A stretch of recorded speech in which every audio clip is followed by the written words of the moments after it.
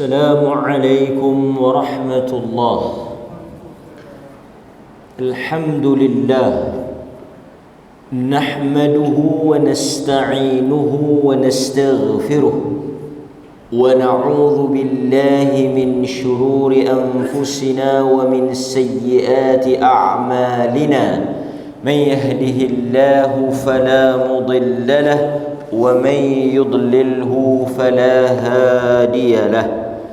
أشهد أن لا إله إلا الله وحده لا شريك له وأشهد أن محمدا عبده ورسوله. أما بعد. Muslimin muslimat, tuan-tuan hadirin mukminin mukminat yang dirahmati oleh Allah Azza wa Jalla, kita bersyukur kepada Allah, kita memujinya, memohon pertolongan hanya kepadanya. Dengan izin dan pertolongan daripada Allah Subhanahu wa taala, kita dapat pada malam ini menyambung perbahasan dan juga perbincangan kita berhubung dengan fiqhud du'a, berkaitan dengan fiqh doa dan juga al-adhkar, zikir-zikir berdasarkan panduan dan pedoman daripada hadis-hadis Nabi sallallahu alaihi wasallam. Baik, untuk perbincangan kita pada malam ini, kita akan membincangkan tentang suatu zikir yang disebut di dalam hadis-hadis Nabi sallallahu alaihi wasallam sebagai afdalul zikir, sebaik-baik zikir, atau zikir yang paling afdal untuk dibaca. Barangkali sebahagian daripada kita sudah maklum tentang zikir yang paling terbaik untuk diamalkan.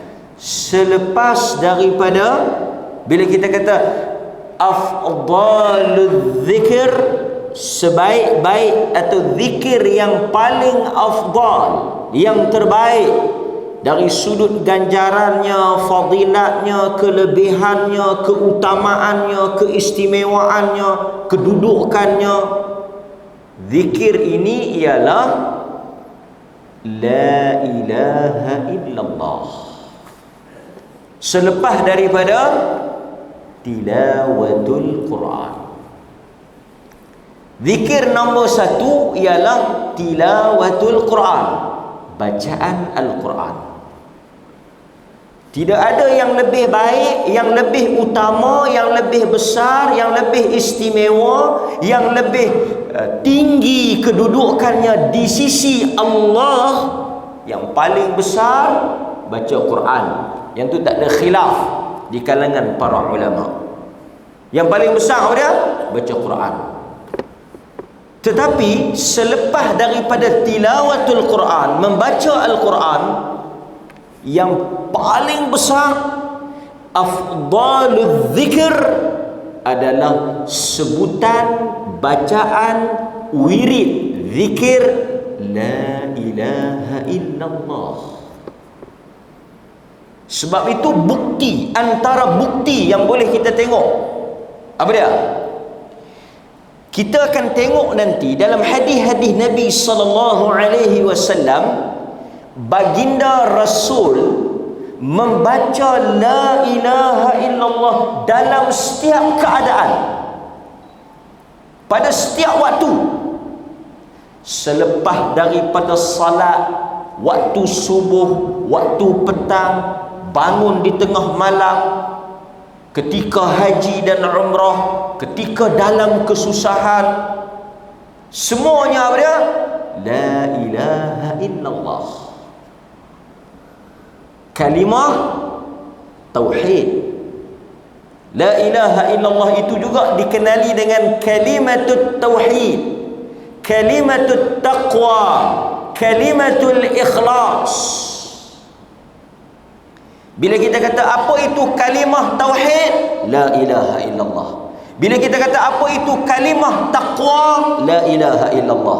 Apabila kita tanya apa itu kalimah ikhlas, la ilaha illallah. Ataupun dalam sebutan namanya dia panggil tahlil. Tahlil. Pasal itu kenduri, nama kenduri tahlil. Pasal apa nama kenduri tahlil? Pasal apa kenduri itu nama kenduri tahlil? Pasal dia ada la ilaha illallah. Bisa pergi tak? Bisa pergi tak kenduri tahlil? Dia punya tentatif dia macam mana? Sebelum makan lah. Kepi time makan lah. Fa'alam annahu la ilaha illallah. La ilaha illallah. Tu nama dia kenduri tahlil. Pasal ada la ilaha illallah. La ilaha illallah. Cuma saya pelik. Bukan apa? Kenduri tahlil di kalangan masyarakat kita ni, dia kira dia jadi macam dia dulu mati kan. Dulu mati kenduri tahlil lah oleh arwah. Lah ni semua kira sampai kalau kita tanya ada siapa-siapa mati ya, dia tak ada siapa mati saja buat ni untuk arwah-arwah lama. Dan kita kadang-kadang tuan-tuan, agama dalam masyarakat ni dia lebih kepada budaya. Dia bukan agama yang kita kata agama yang berdasarkan nas tu, dia lebih kepada budaya. Tuan-tuan tengok dalam masyarakat kita, antara satu dia punya kebiasaan dia dah baca Yasin bersempena. Pasal membaca Yasin sempena kemerdekaan, membaca Yasin sempena Hari Malaysia, membaca Yasin sempena, dia ke sempena kemerdekaan, sempena apa, sempena lah, sempena perasmian, sempena naik rumah apa semua, dia bersempena. Dia panggil upacara istiadat lah kan. Dia bersempena. Kalau kita tengok Nabi SAW, Nabi ada juga dalam kehidupan baginda perbuatan-perbuatan seperti apa? Pergi berperang kan? Urusan-urusan itu, ada urusan-urusan yang Nabi buat dalam kehidupan, tapi Nabi SAW tak. Ada Nabi kata, hari ini para sahabat radhiyallahu anhum, kita ramai-ramai membaca Yasin bersempena. Ni hari kemerdekaan, Hari Malaysia, hari apa-apa lah, sempena lah. Hari apa dia ni, Hari Ibu, bacaan esok Hari Guru, Hari Guru, bacaan Yasin sempena Hari Guru. Nanti Hari Polis, Hari Askar, Hari Wali, Hari Bapa, Hari Kekasih. Hari Kekasih tak? Tak Hari Kekasih mana baca kan? Tak. Tapi saya nak sebut dia lebih kepada apa? Dia lebih kepada adat. Dia dah tengok sebahagian jabatan-jabatan kerajaan, dia dah buat lagu tu, bacaan sempena tu, bacaan sempena ni, yang mana amalan itu tidak dilakukan oleh Nabi SAW. Ataupun Yasin turun sehari dua ni. Zaman Nabi ada Yasin tak? Zaman Nabi ada Yasin tak? Nabi baca ke tak? Nabi baca tak sempena-sempena ni? Ada Nabi baca sempena hari kelahiran dia? Nabi lahir dulu ke hari kelahiran dia dulu? Faham soalan tak? Nabi dulu ke hari lahir dia dulu? Bersedia dia dulu ke lahir dia dulu? Artinya masa Nabi hidup tu ada hari lahir dia? Bila sampai hari lahir dia, ada dia buat apa-apa amalan tak? Umar tanya Abu Bakar, nak pergi mana Abu Bakar? Nak pergi masjid. Ada apa? Uthman habang, Nabi kata ada baca Yasin sebelum hari kelahiran dia. Nah, itu tak ada. Betul atau tidak? Betul atau tidak? Betul.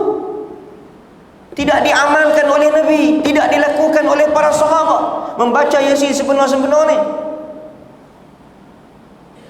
Bukan kita kata larangan membaca Yasin, larangan bertahlil, itu kita kempen, kita galakkan membaca Al-Quran. Tetapi menetapkan ia menjadi suatu acara, menjadi suatu ibadat. Pasal itu dia kata tariqatun fid din, mereka-reka suatu amalan. Bersempena ni baca ni, bersempena ni baca ni, yang tidak ada contohnya daripada Nabi SAW. Mana tahu tuan-tuan panggil saya, dia tahu ustaz malam ni pergi di rumah, ada baca sikit. Baca apa? Sempena musim harum manis ni, saya dah selesai dah, jadi kita baca sikit. Ada musim menoi. Kalau di Sabah Sarawak dia panggil apa? Gawai. Musim menoi, musim ni sempena atau sempena. Ini suatu perkara yang tak ditunjukkan oleh Nabi SAW. Baik. So kita nak balik kepada sebaik-baik zikir tadi. Dalam hadis Nabi SAW yang diriwayatkan oleh Al-Imam Tirmizi, juga diriwayatkan oleh An-Nasa'i, diriwayatkan juga oleh Ibn Hibban, Nabi SAW daripada Jabir bin Abdullah, dia kata sami'tu Rasulullah sallallahu alaihi wasallam yaqul, aku mendengar Nabi sallallahu alaihi wasallam bersabda, afdalul dzikri la ilaha illallah wa afdalud du'a alhamdulillah. Kata Jabir bin Abdullah, aku mendengar Nabi berkata, sebaik-baik zikir ialah la ilaha illallah. Nabi sebut. Jadi tuan-tuan, kalaulah habis sangat tuan-tuan tak tahu nak baca apa, tuan-tuan bacalah sebaik-baik zikir la ilaha illallah. Sekali saya akan sebut bila, waktu mana kita nak baca, berapa kali kita nak baca. Kan saya akan sebut sekali lagi mawadhi', tempat-tempat yang disunatkan kita baca. Sebab itu tak betul dakwaan orang kata kita tak tahlil. Kita adalah kelompok yang paling banyak bertahlil, cuma kita tidak menunggu majlis. Kita tak tunggu kenduri, kita tak tunggu mati. Kita senantiasa membacanya pada setiap waktu dan keadaan, kerana dia sebaik-baik zikir. Mana mungkin kita melarang orang tahlil, mana mungkin kita tak bagi orang baca la ilaha illallah. Ini satu benda yang tak betul. Lagi satu saya nak respon juga, punyalah dungu sebahagian orang ni, adalah satu gambar Datuk Mufti berdoa untuk arwah ayah dia yang dah meninggal. Saya nak tanya tuan-tuan, ni hak yang duk main isu gambar ni, dia pergi tangkap gambar, dia pergi ambil gambar. Datuk Mufti pergi kubur, baca doa. Doa ni doa apa?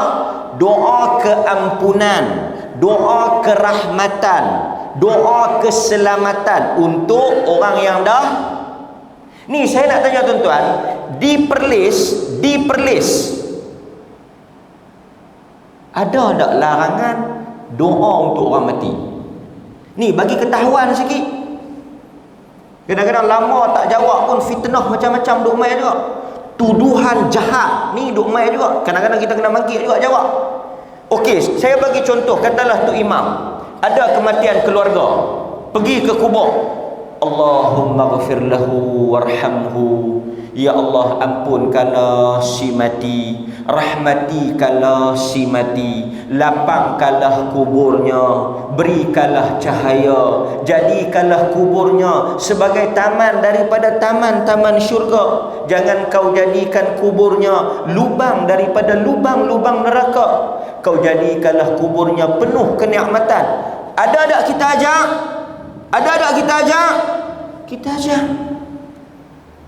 Berdasarkan hadis Nabi SAW, sebaik-baik amalan yang paling bermanfaat untuk si mati ialah amalan yang paling bermanfaat untuk arwah apa dia? Doa orang hidup. Bahkan Nabi SAW tak benarkan kita balik selagi mana kita tak doa. Nabi kata istaghfiru li akhikum was'alullah at-tathbit. Minta ampun, doa kepada saudara kamu dan minta supaya dia boleh menjawab dengan betul. Diperteguhkan lidahnya, difasihkan lidahnya untuk dia jawab. Benda ni tak jadi isu. Tuan-tuan pergi ziarah kubur ibu ke ayah ke, apa tuan-tuan buat? Assalamualaikum ahlad diyar minal mu'minin antum sabiqun. Tuan-tuan bagi salam. Lepas tu tuan-tuan buat apa? Tuan-tuan doa pada si mati. Ya Allah ampunkan dia, ya Allah rahmati dia, ya Allah bersihkanlah dosa-dosa dia. Yang tu tak ada masalah. Yang kita kata salahnya apa dia? Ni bagi beza. Kadang-kadang tuan-tuan, orang nak bercakap, dia nak bercakap benda yang basic, yang salahnya, yang bercanggah dengan akidah, yang dilarang oleh agama, yang ditegah oleh Nabi. Apa dia? Pi minta dekat si mati. Ada beza tak? Ada beza tak tuan-tuan? Pergi, ya Allah ampunkan si mati, ya Allah rahmati si mati, ya Allah lapangkan kubur dia.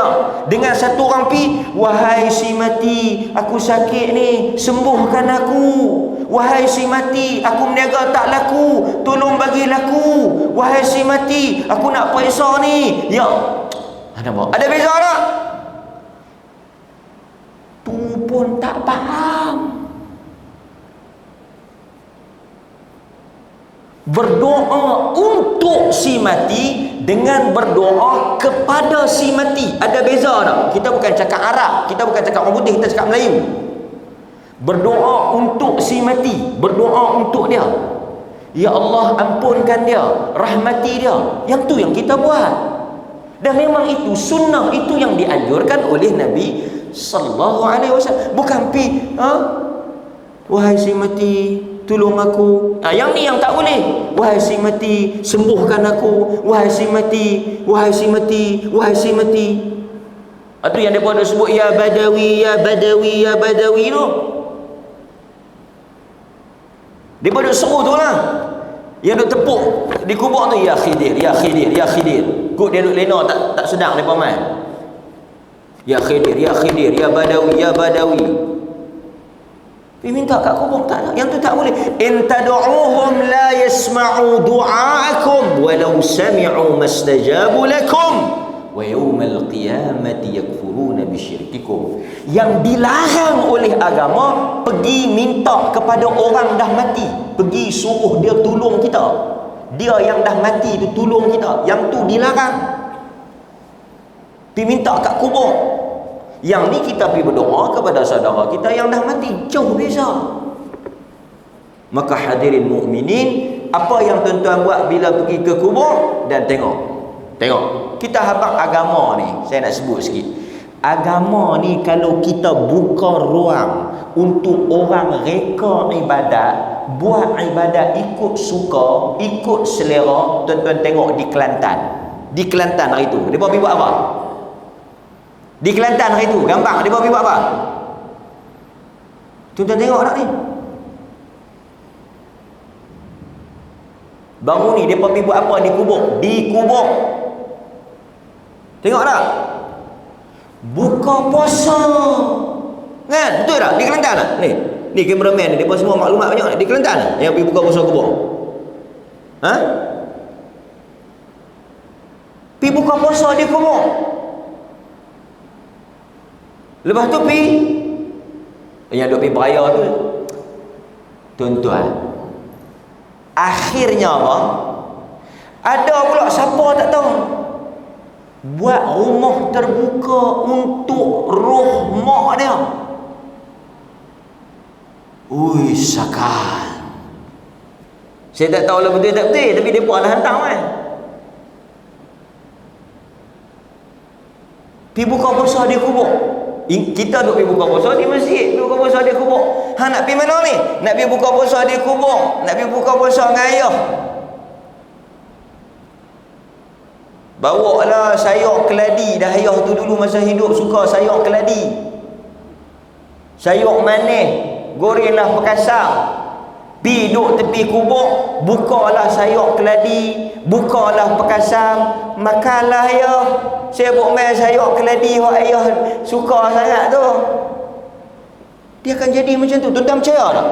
Tuan-tuan percaya tak? Kalau tidak diterangkan, diajar benda yang betul, masyarakat akan buat amalan ni. Dan dah ada.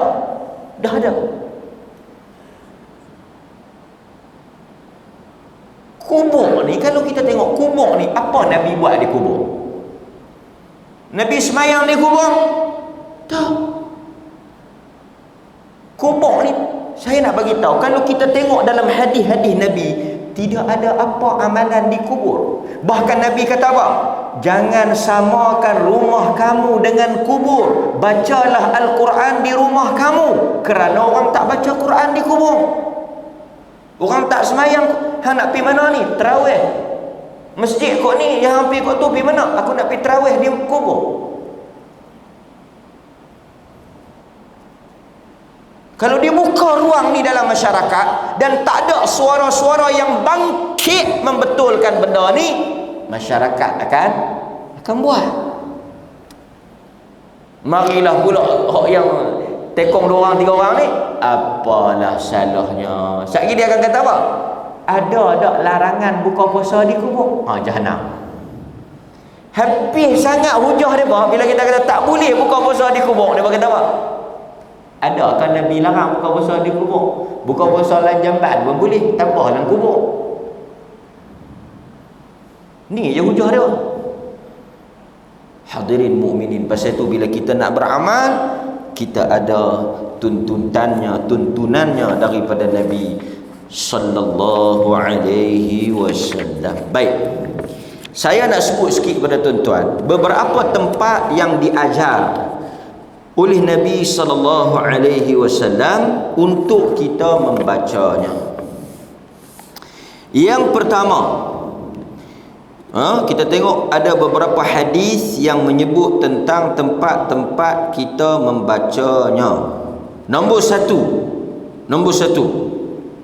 bila kita nak baca la ilaha illallah ni, dia bila kita sebut tahlil la ilaha illallah, tahlil la ilaha illallah wahdahu la syarika lah, lahul mulk wa lahul hamd wa huwa ala kulli syai'in qadir pun termasuklah. Nombor satu, ni semua ni tempat-tempat yang tuan-tuan duk buat dah. Cuma saya nak sebut mungkin sebahagiannya tak jelas tentang sandaran hujahnya.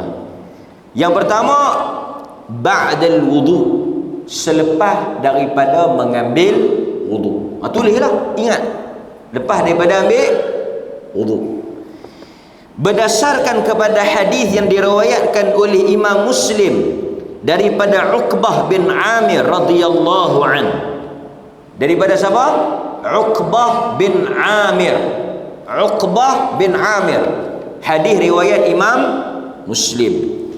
Ma minkum min ahadin yatawaddau fayublighu aw fayusbighu alwudu'a thumma yaqul, sesiapa di antara kamu yang ia mengambil wudu dengan sempurna, kemudian setelah selesai dia mengambil wudu dengan sempurna, dia membaca asyhadu an la ilaha illallah wahdahu la syarikalah wa asyhadu anna muhammadan abduhu wa rasuluh. Yang ni tuan-tuan baca tak? Habis tuan-tuan basuh kaki, sebelum tuan-tuan nak selesai tu, nak keluar mai sembahyang tu, asyhadu an la ilaha illallah wahdahu la syarikalah. Itu tahlil lah tu. Wa asyhadu anna muhammadan abduhu wa rasuluh. Angkat tangan boleh, tak angkat tangan pun boleh, tak ada masalah.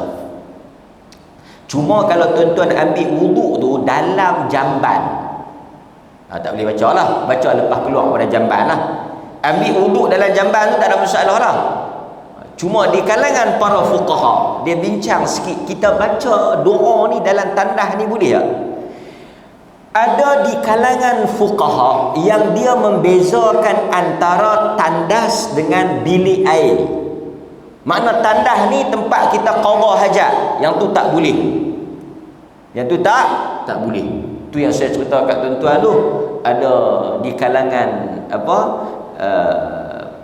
di kalangan ulama yang dia memang duk baca banyak zikir ni, bila dia masuk dalam tandas dia basuh batu kan, dia basuh ketui batu, dia masuk dalam mulut dia, sebab dia bimbang, dia takut dia tersebut, dia terbaca. Pasal dia memang duk sebut, duk baca, duk memang menjadi rutinitas, duk menjadi kelaziman dia, aktiviti dia duk baca. Dia basuh dalam batu, dia basuh dalam batu, dia buah dalam mulut dia, bagi ada benda dalam mulut dia tu, jadi dia tak baca masa duk dalam tandas. Tapi kita tak payah duk basuh batu lah, pasal tak ada batu pun kita tak baca.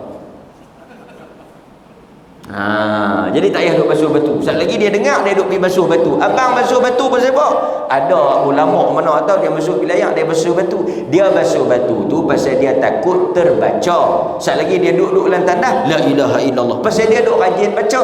Abang yang memang tak baca, tak ada batu pun abang tak baca, tak payah duk buat rajin pelik lah. Dia bahasa dia lagu tu lah kan. Baik, ada sebahagian di kalangan fuqaha dia kata kalau jamban, tandas, tempat kita qada hajat tu tak boleh. Kalau luar daripada tu yang ada pancung saja, ada paip air kan, kita ada dua side kan. Tapi sebahagian rumah ni dia campur. Sebahagian rumah dia design, dia campur jamban dengan bilik air sekali. Mungkin saiz ke apa semua. Jadi yang tu tak boleh. Tak boleh. Okey. Tapi kalau kita keluar daripada bilik air, kawasan luar tu walaupun dalam tandas, tapi jamban ada bilik lain, tutup. Jamban ada pintu bilik lain, keluar tu bilik air. Ni kat selalunya rumah kampung lah. Tang tu boleh baca. Tang tu boleh baca. Tapi ada juga di kalangan ulama dia kata apa? Tandas lah pun boleh baca juga. Pasal apa? Pasal dia kata larangan tak boleh baca tu pasal dulu punya tandas najis tu ada. Sekarang punya tandas bila kita habis kita flush, najis tu pergi. Jadi tak ada najis. Kita boleh baca. Ada pandangan yang sebut macam tu. Ada pandangan yang sebut macam tu. Jadi tuan-tuan nampak lah, dia punya keluasan dia tu ijtihad, dia panggil ijtihad. Maaf, pendapat lah. Jadi ada kata tak boleh baca, ada kata kalau tak ada najis walaupun dalam tandas boleh baca kan. Ini lebih kepada memuliakan ayat-ayat Al-Quran dan juga doa-doa yang mengandungi nama-nama Allah Subhanahu wa taala. Baik. Okey. Jadi Nabi kata siapa yang baca ni apakah kelebihan dia? Tuan-tuan mesti nak tahu kelebihan dia.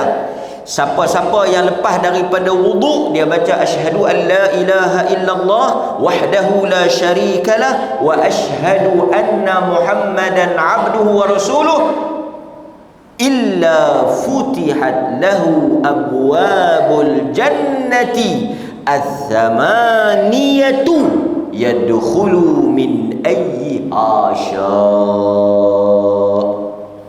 Dibukakan untuknya ke semua 8 pintu syurga dan dia boleh memilih untuk masuk ke mana-mana pintu yang dia nak masuk. Hadis riwayat Imam Muslim.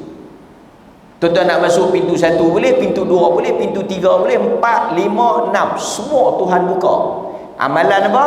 Lepas ambil wuduk, asyhadu an la ilaha illallah wahdahu la syarikalah wa asyhadu anna Muhammadan abduhu wa rasuluh. Adapun tambahan Allahumma ja'alni minat tawwabin wa ja'alni min ibadikas salihin tidak sahih. Tapi boleh dibaca kerana dia doa. Tapi tambahan itu tidak sahih. Tapi dia boleh dibaca dhaif, tapi boleh dibaca lah pasal dia doa, tak salah lah kan. Tak salah. Baik. Kemudian yang kedua, nombor dua. Apa dia? Ketika tuan-tuan terjaga atau bangun di tengah malam, terkejut, tersedar, terbangun di tengah malam, terkejut, tersedak nak pergi bilik ayak ke, tersedak macam mana ke, bangun saja di tengah malam selepas daripada tidur, disunatkan tuan-tuan membaca man ta'arra, sesiapa yang terjaga di tengah malam, minal lail, dia tidur dah, lepas tu dia terjaga, faqal, maka hendaklah dia membaca. Tuan-tuan tidur kemudian tuan-tuan terjaga, tuan-tuan baca la ilaha illallah, la ilaha illallah wahdahu la syarikalah, lahul mulk wa lahul hamd wa huwa ala kulli syai'in qadir, alhamdulillah wa subhanallah, la ilaha illallah wallahu akbar, wa la hawla wa la quwwata illa billah. Tengok, tuan-tuan tidur terjaga, mimpi terkejut ke, orang main gerak ke, tuan-tuan rasa nak pergi bilik ayak ke, bangkit tu, la ilaha illallah wahdahu la syarikalah, lahul mulk wa lahul hamd wa huwa ala kulli syai'in qadir, alhamdulillah, subhanallah, la ilaha illallah, Allahu akbar. Tuan-tuan baca yang tu, wala haula wala quwwata illa billah, kan? Apa yang tuan-tuan akan dapat? Sekiranya dia berdoa, doa dia mustajab, dan sekiranya dia salatnya akan diterima. Katalah tuan-tuan bangkit, syarat dia masa tuan-tuan terjaga tu, masa tuan-tuan bangun tu, yang ni tuan-tuan tolong amal. Ini benar besar. Saya lagi satu pelik sungguh lah dengan masyarakat kita. Dia kalut nak duk pi amal tu. Zikir nak mimpi jumpa Khidir. Zikir mimpi nak jumpa apa dia ni? Inilah zikir dia amal ni. Siapa yang nak jumpa dengan Khidir, baca ni. Siapa nak jumpa dengan kawan tu, mimpi nak jumpa kawan ni, baca ni. Pertama tuan-tuan, Nabi sendiri tak pernah duk ajar. Lagi sakan, siapa mimpi nak jumpa Nabi SAW, baca ni. Nabi mai kat dia. Pertama, tak ada dalam hadis yang sahih. Tak ada dalam hadis yang sahih amalan baca. Tak ada dalam riwayat yang sahih walaupun satu. Tak ada yang kata kalau kita baca ni jumpa Khidir. Qadir ada. Hari Senin ada Ustaz Qadir macam ni. Yang tu tak payah baca apa. Mai kelas ada. Hari Selasa tak payah baca apa. Baca mai saja masjid ni hari Selasa, tak jumpa Khidir, jumpa Qadir. Kalau nak jumpa Khidir betul, pergi jebat mufti. Ada. Tak payah baca apa. Itu Ustaz Khidir. Ada dia kata, bacalah makcik ni. Bila kita tanya, hang baca apa tu? Nak jumpa Khidir. Khidir mana pula? Dia seronok orang kita ni, dia pelik.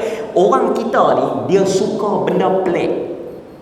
Baca tu jumpa kau ni, mimpi kau ni pelik. Yang ni dia tak baca.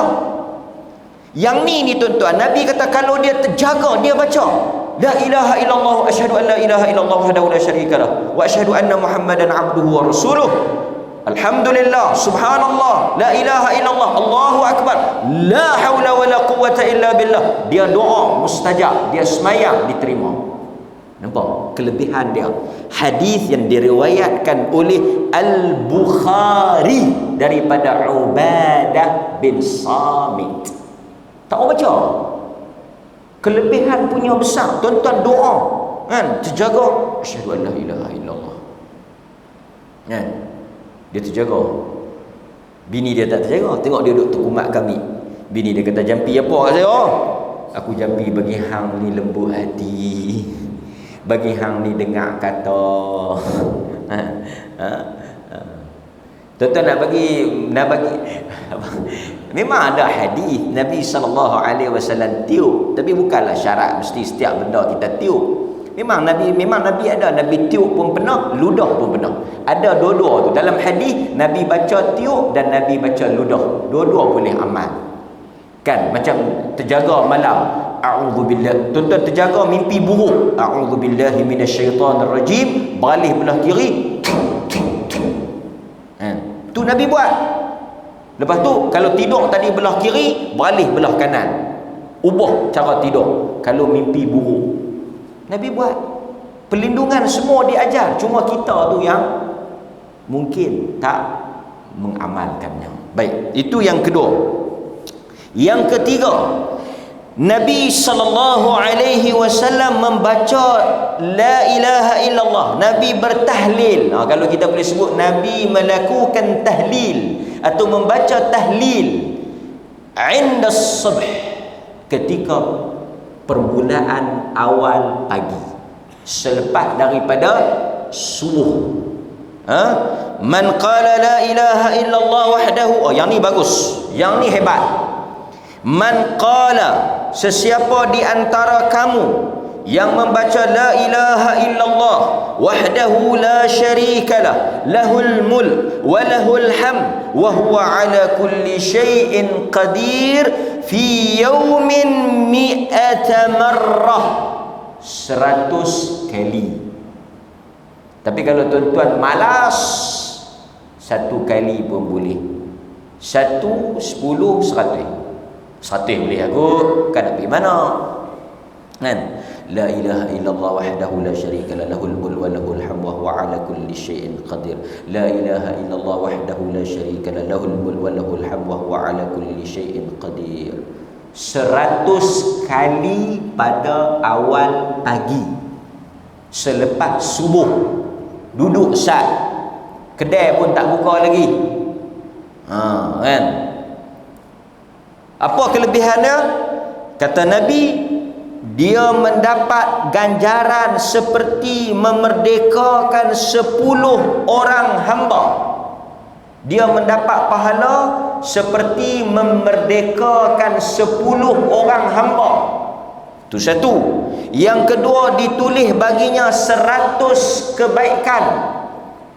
Dihapuskan, dipadam 100 dosa, dan dilindungi daripada gangguan, rasukan, hasutan syaitan sehingga petang. Ini pendinding, pelindung. Siapa yang baca pagi, setan tak boleh sentuh dia sampai malam. Lepas tu malam boleh sentuh lah, bacalah pula petang. Jangan malam tak baca. Dia baca pagi, setan tak kacau. Petang dia tak baca. Itu yang malam naik hantu. Dia kata, abang siang nampak elok, malam jadi perangai tak guna. Aku baca pagi, petang aku tak baca. Pasal dia punya shift dia. Kalau dia baca pagi, dia punya fadilat dia, khasiat dia dilindungi sampai hatta yumsi, sampai petang. Lepas asar dia baca pula la ilaha illallah wahdahu la syarikalah, lahul mulk wa lahul hamd wa huwa ala kulli syai'in qadir. Tuan-tuan, saya nasihatkan orang yang banyak terkena gangguan, orang yang ada penyakit yang tak tahu punca, orang yang ada masalah misteri, orang yang duk dengar suara-suara halus, orang yang duk nampak hantu, orang yang duk rasa tak sedap hati, orang yang duk gatal tak tentu punca, gatal tempat tak gatal ni, baca. Pasal apa? Pasal tanda gangguan itu ada, maka hendaklah dia mengambil pelindung terlebih dahulu. Nampak? Baik, okey. Dan kata Nabi SAW, hadis ini diriwayatkan oleh Al-Bukhari dan Muslim daripada Abu Hurairah. Daripada Bukhari dan Muslim daripada Abu Hurairah. Itu yang ketiga. Yang keempat, bila lagi tuan-tuan nak tahlil ni? Ba'da salam minas salah. Selepas daripada memberi salam daripada salat. Saya kalau kita tak sebut, bagi salam ni rata tempat lah.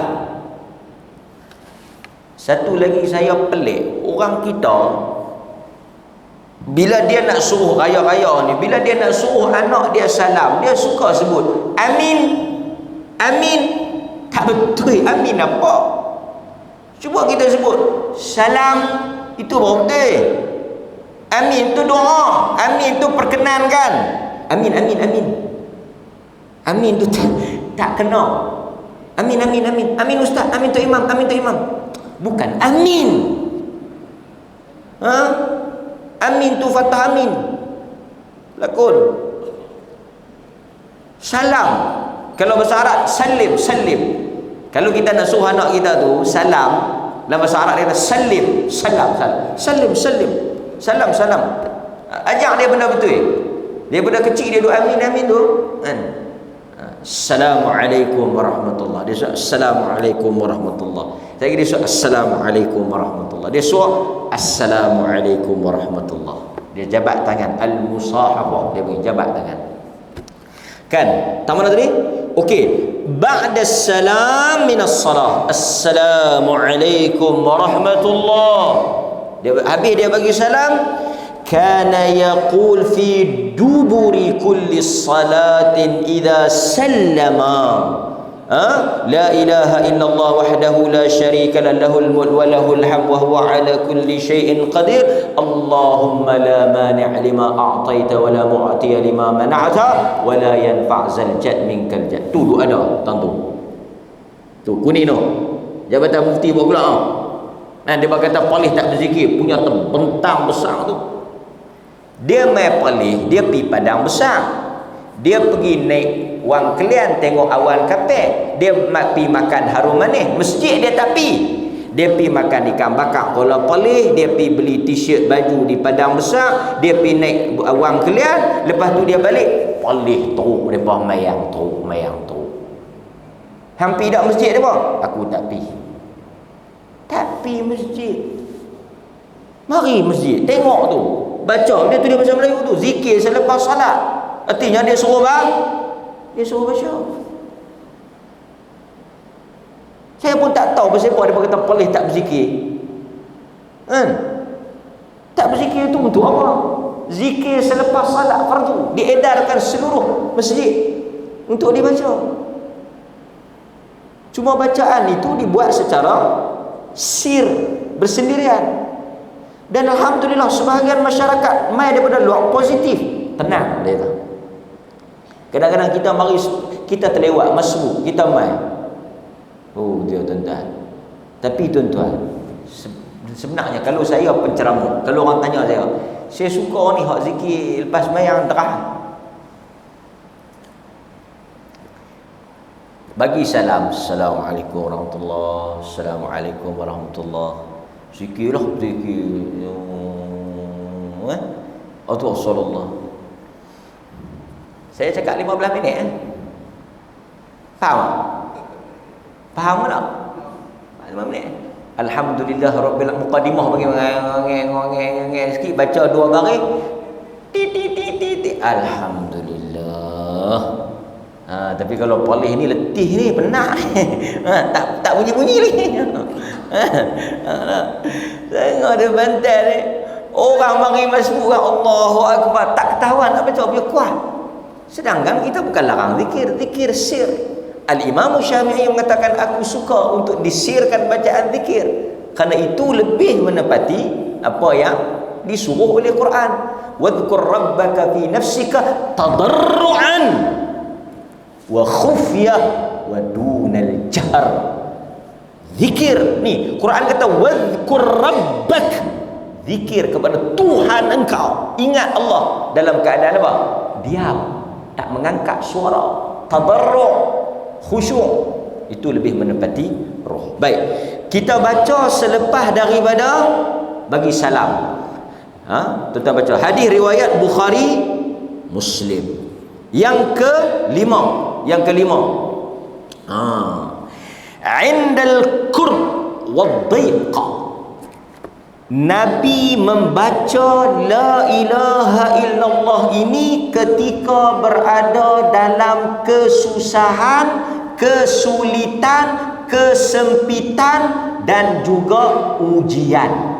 Siapa yang dalam kesulitan, kesusahan, kesesakan, diuji dengan masalah, dugaan dan sebagainya, baca yang ni. Tengok.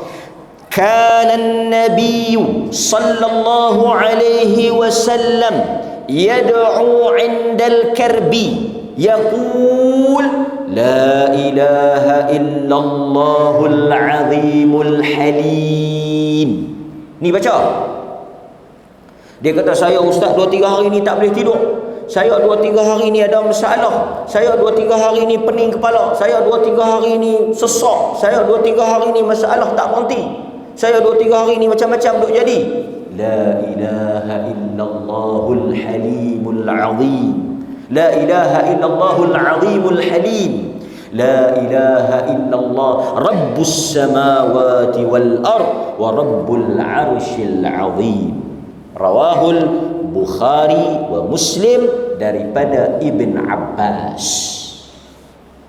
La ilaha illallahul azimul halim. Baca. Ini duk mengeluh, duk meratui, duk mengadu, duk orang masalah. La ilaha illallahul azimul halim. Baca. Tapi orang kita ni dia tak baca dah la ilaha illallah. Ada masalah Facebook. Ada masalah Facebook. Kan? Baca. La ilaha illallahul azimul halim. La ilaha illallah rabbus samawati wal ard wa rabbul arsyil azim. Indal karb, ketika dalam kesusahan. Kita bagi dahulu azan, nanti kita tengok ada 1-2 tempat lagi yang menarik yang boleh kita amalkan. Sementara tu kita bagi dahulu laluan kepada azan Isya.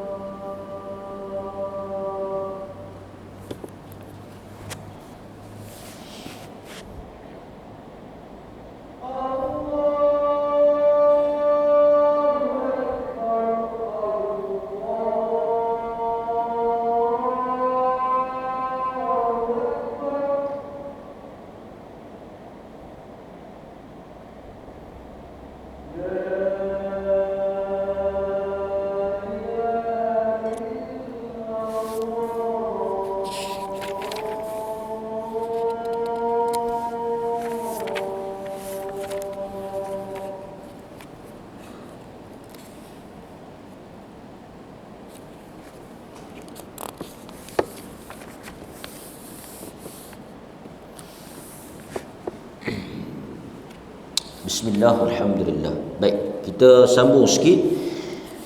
Yang akhir tadi kita sebut, kana an-nabiy sallallahu alaihi wasallam yad'u 'inda al-karbi yaqulu la ilaha illallahul azimul halim, la ilaha illallah rabbus samawati wal ard wa rabbul arsyil azim. Rawahu al-Bukhari wa Muslim min hadis Ibn Abbas. Jadi yang ni bila tuan-tuan baca ketika di dalam kesusahan. Dan kebanyakan yang kita sebut tadi dia bersifat mutlak dari sudut adad. Adad itu artinya apa? Dari sudut bilangan. Dia disebut tempat selepas salam, ketika bangun di tengah malam, ketika pagi hari, ketika petang. Dia sebut mawadi', tempat tu dia sebut. Tapi dia tak sebut adad, bilangan. Artinya apa? Dari sudut bilangan ia berbentuk mutlak. Tuan-tuan boleh baca semampu dan sekehendak yang tuan-tuan nak lah. Itu terpulang. Baik. Tetapi apa yang pentingnya zikir ini ialah penghayatan kepada bacaan tersebut. Dia bukan kepada bilangan tu. Tapi yang mana yang Nabi tentukan bilangannya, seperti 100 kali tadi kita baca 100 kali, 33 kali kita baca 33 kali. Yang mana ditentu dan ditetapkan oleh baginda Rasul, maka kita berpegang dengan apa yang diajar oleh Nabi, tidak kurang dan tidak lebih. Itu sebaik-baik bilangan. Adapun yang tak ditetapkan oleh Nabi, tak ditentukan oleh Nabi, maka dia terpulang kepada seseorang untuk membaca berdasarkan kepada kemampuan dia, dengan syarat dia menghayati bacaan tadi. Dia bukan sekadar baca sampai tak ketahuan mana hala. Tu yang sekarang motif bum bum bum bum bum bum bum bum bum. Tu yang dengar sekali pun tak mana. Yang ketahuan pun tak mana. Tang masa nak pergi bom bom bom bom bom la ilaha illallah.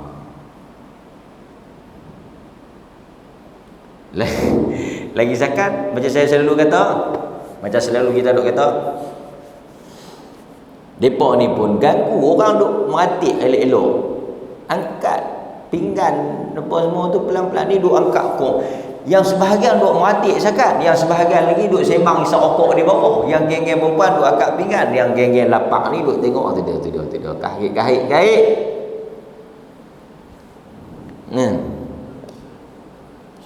Kita lebih kepada majlis. Agama kita ni dia jadi akhirnya dia kepada majlis. Dia bukan kepada pengamalan. Dia majlis. Sedangkan Nabi SAW juga dalam kehidupan dia banyak majlis. Tapi kita tengok macam mana apa yang diajar dan dilakukan oleh Nabi. Tuan-tuan, bila kita nak buat sesuatu, kita takkan tanya, awak salah? Awak tak boleh? Bukan masalah salah, bukan masalah tak boleh. Masalah benda tu diajar oleh Nabi tak? Soalannya diajar oleh Nabi itu tidak? Dilakukan oleh Nabi ataupun tidak? Ada tak contoh daripada Nabi? Itu pun payah ke nak faham. Slogan cinta Nabi, selawat pada Nabi, slogan junjung Nabi apa semua. Tapi bila orang mengajak, ada contoh pada Nabi. Apa ni duk contoh-contoh pada Nabi ni? Nabi ya, salah tak mana? Kan? Mengaku mencintai Nabi, tapi bila orang bertanya ada tak contoh daripada Nabi, ada tak panduan, petunjuk daripada Nabi, melenting, marah, tak suka. Mereka ni semua sikit-sikit hadis, sikit-sikit Nabi, sikit-sikit Nabi. Pelik pula. Siapa yang cinta Nabi ni? Orang yang cinta Nabi tentulah dia akan tanya apa yang Nabi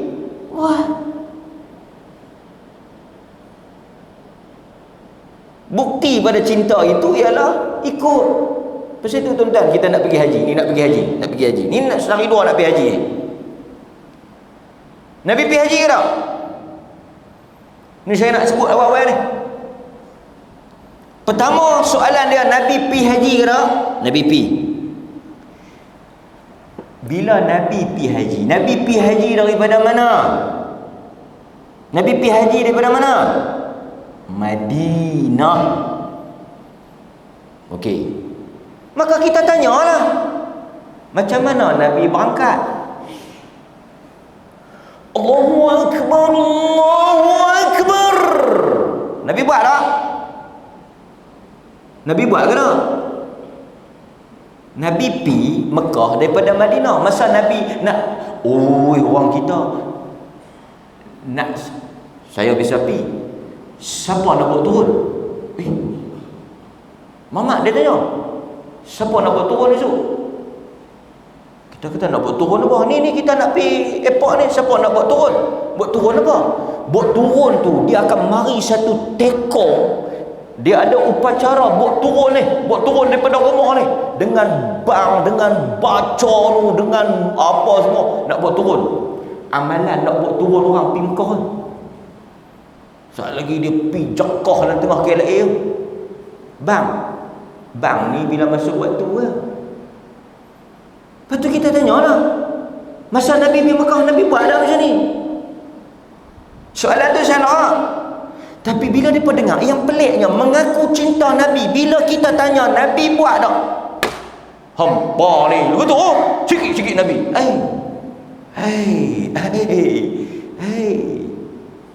Sakan. Salah lah kita tanya Nabi, pasal kita nak ikut Nabi.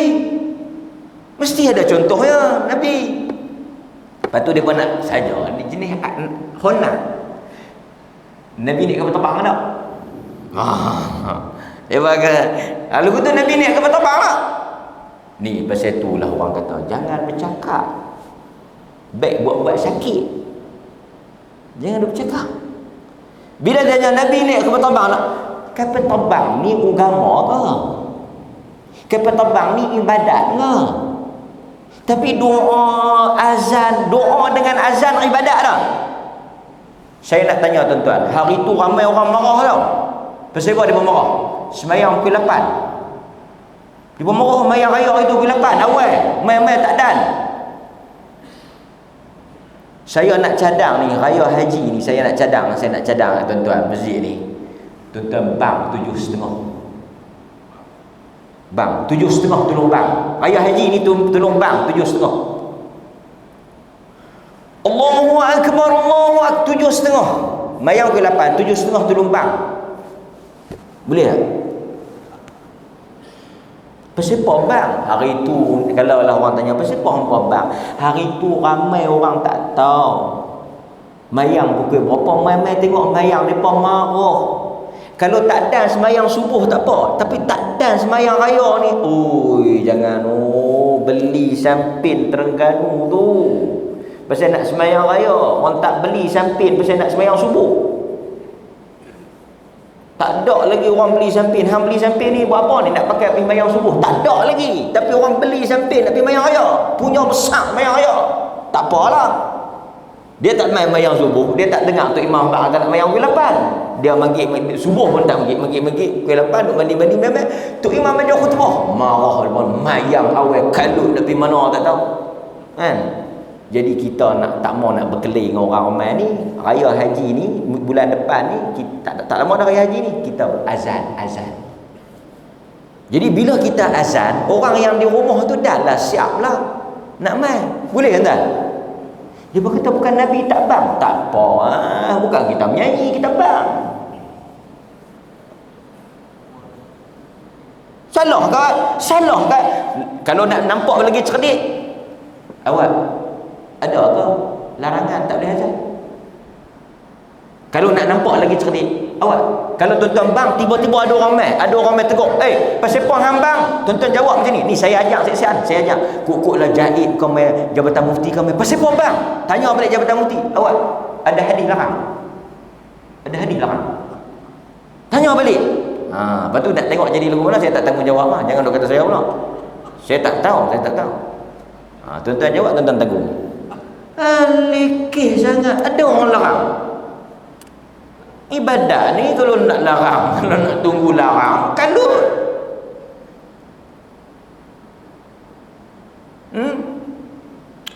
Benda-benda yang saya cakap ni, kalau orang tu hati dia terbuka, lapang, dia nak terima, dia nak faham, dia faham lah. Melainkan khatamallahu ala qulubihim wa ala sam'ihim wa ala absarihim ghishawah. Melainkan Tuhan menutup hati dia, mata dia, telinga dia, pergi baca pergi ke mana pun dia tak mahu. Dia tak mahu. Semalam mereka marah. Kita kata ni mau duk kira orang ramai tak ramai dengar. Kita kata, mereka kata dia ceramah mana ada orang dengar. Ni kena kira ramai orang dengar. Blackpink lagi ramai orang dengar. Blackpink tahu Blackpink? Tuan-tuan tak tahu Blackpink ni artis Korea yang menyanyi tu sedap dia menyanyi. Dengan gencok apa semua. Ramai orang pergi dengar Blackpink. Blackpinky ke Blackpink tau. Ramai orang pergi dengar. Di atas hujah ramai orang dengar betul, Blackpink tu betul. Ni pun payah juga kan. So tak mana tadi, last sekali kita tutup lah. Kita tutup dengan baik, saya nak nasihatkan diri saya tuan-tuan. Bila kita baca la ilaha illallah, hendaklah kita membacanya dengan memahami maknanya dan memahami tuntutannya. Kerana apabila Nabi kata kunci syurga ni apa dia? Ni saya nak bagi ringkas. Miftah. Kunci dalam bahasa Arab miftah, kunci. Kunci nak buka pintu syurga la ilaha illallah. Siapa yang la ilaha illallah dia ada kunci, dia boleh masuk syurga, dia boleh buka. Siapa dia yang sebut la ilaha illallah, dia ada kunci. Bila ada kunci, dia boleh buka pintu, dia boleh masuk. Tuan-tuan semua ada kunci dan tuan-tuan boleh buka masuk syurga. Cuma Wahab bin Munabbih dia kata setiap kunci ada lahu asnan. Pada kunci ada apa? Okey. Saya ada kunci, tuan-tuan ada kunci. Pasal apa? Kunci saya tak boleh buka rumah tuan-tuan. Dan pasal apa? Kunci rumah tuan-tuan tak boleh buka rumah saya. Pasal apa? Gigi. Tengok dia kata lahu asnan. Asnan. Setiap kunci ada gigi dia. Sekarang ni tuan-tuan ada kunci, gigi tak ada lagi. Gigi kunci tak ada lagi. Jadi kalau tuan-tuan ada kunci, tak ada gigi, pergi jolok lubang kunci, pulas tak terbuka pintu. Nak kena bagi ada dia punya gigi. Gigi tu pula nak kena bagi gigi betul. Kalau tidak duk buka, tak terbuka. Sebab itu orang baca tak dapat fadilat dia pasal baca tak ada gigi. Tak ada dia punya nak buka tu. Apa dia punya gigi dia? Gigi kepada kunci itu ialah dia punya syarat tauhid tu. Ini panjanglah cerita dia. Jadi membaca semata-mata la ilaha illallah, la ilaha illallah, la ilaha illallah tanpa memenuhi tuntutan syurut, syarat-syarat dia. Ada orang la ilaha illallah, la ilaha illallah, tujuh tangkai. La ilaha illallah, la ilaha illallah, menurun di kubur. La ilaha illallah, pergi minta kat kamat. Ada. Di mulut la ilaha illallah, la ilaha illallah, pergi ke Mekah cari tuyul. Ada. Nampak? La ilaha illallah, la ilaha illallah, percaya bom. Ada. Kerana sebutan tidak datang bersama dengan kepahaman. Mudah-mudahan tuan-tuan hadirin mukminin, beberapa tempat yang telah saya sebutkan tadi, saya dan tuan-tuan semua kita boleh amalkan di dalam kehidupan kita. Akhirnya tuan-tuan, saya nak sebutlah, saya tahu mungkin ada isu-isu yang sensitif malam ni, tapi akhirnya saya dan tuan-tuan, kita bukan berkelahi untuk menang. Kita bukan bertojek pasal nak tunjuk siapa teror. Kita bukan bertengkar pasal nak tunjuk siapa ramai. Kita bukan ceramah pasal nak habaq kata kita siapa betul siapa salah. Kita habaq supaya kita esok boleh bangkit di hadapan Allah. Tujuan kita mengaji ni untuk apa? Tujuan kita beragama ni untuk apa? Tujuan kita beribadah ni untuk apa? Kerana akhirnya kita akan balik di hadapan Allah untuk masuk ke dalam syurga dia. Apa gunanya pengikut ramai? Apa gunanya follower ramai? Apa gunanya orang puji ramai? Apa gunanya orang suka ramai? Tapi kita tak boleh masuk syurga Allah. Apa guna dia?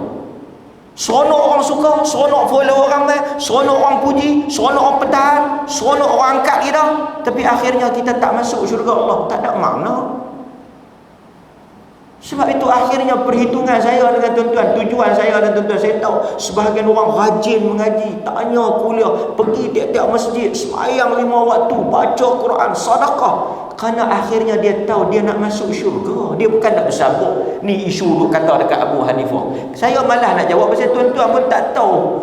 Ya, sebahagian tuan-tuan Abu Hanifah, Syafi'i, apa semua pun tak tahu. Yang dia tahu pun ikut Nabi ya. Kita duk terang Abu Hanifah pun satu bab. Awak pasal apa Abu Hanifah jadi ibu mana pula? Dia kata apa pula kat Abu Hanifah? Abu Hanifah mana pula? Lagi kalau dia tanya Abu Hanifah mana? Saya nak beritahu kat tuan-tuan, Abu Hanifah imam, dia telah meninggal. Ada salah, ada silap dia, ada jasa dia. Nabi kata la tasubbul amwat, jangan kamu maki orang yang dah mati, kerana dia telah mendahului kamu, telah selesai urusan dia, telah akhir kehidupan dia, dia telah dapat apa yang Tuhan janjikan untuk dia. Dan sebahagian yang mereka kata dia salah tu bukan dia salah pun, ijtihad dia. Dan ulama-ulama apabila dia berijtihad, dia dapat pahala. Nabi kata wa idzal hakamal hakim fajtahada thumma asaba falahu ajran, wa idza hakamal hakim fajtahada thumma akhta'a falahu ajr. Nabi kata mana-mana ulama yang berijtihad, ulama yang patut berijtihad lah, ulama yang betul lah, apabila dia buat keluar hukum betul, dia dapat 2 pahala. Satu pahala dia berusaha, dan kedua pahala betul itu. Dia nak buat keluar hukum, dia baca, dia kaji, dia dapat pahala 2. Satu mana-mana ulama dia buat keluar pandangan salah, tak betul, dia tak berdosa. Dia tak, ulama ni tak berdosa kalau dia silap. Pasal apa? Kerana kata Nabi, dia telah berusaha sekadar yang dia mampu, dia ijtihad, salah, dia dapat 1 pahala usaha, tapi dia tak dapat pahala nombor 2, pahala betul, tapi dia tetap tak salah. Itu ulama. Yang salahnya kita. Pasal itu kita kata, kadang-kadang dia duk kata, jangan duk kata kat ulama, hanya duk kata kat ulama. Ulama mana aku kata? Tu tok guru kampung aku. Tok guru kampung dia, ustaz dia, ulama. Saya pun tak tahu ulama Malaysia ni siapa dia. Semua ulama bos orang tinggi sikit kan. Lepas tu tumbuk derian dengan tangan, tumbuk derian dengan tangan, tak luka, duri dah potong dah. Ulama derian. Ulama, semua ulama. Hadirin mukminin, mudah-mudahan saya dan tuan-tuan semua masuk syurga. Letih kita berkelahi masuk neraka, letih lagi kan. Wassallallahu ala nabiyina Muhammad wa ala alihi wa sahbihi wasallam, walhamdulillahi rabbil alamin. Assalamualaikum warahmatullahi wabarakatuh.